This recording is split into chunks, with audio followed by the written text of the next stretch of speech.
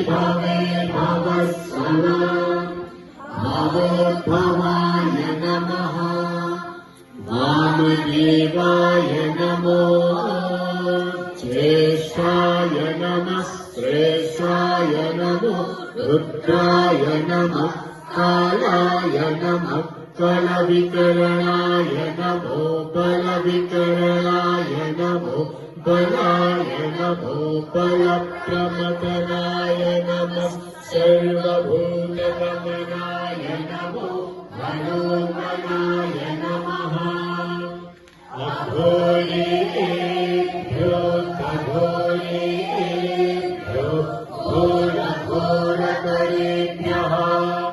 सर्वेभ्यः सर्वेभ्यो नमस्ते अस्तु रुद्ररूपेभ्यः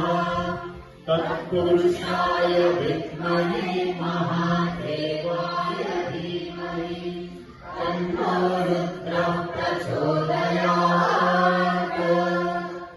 ईशान सर्वविद्यानां ईश्वरः सर्वभूतानां ब्रह्माधिपते ब्रह्मणोऽधिपते ब्रह्मा शिवो मे अस्तु सदा शिवो ॐ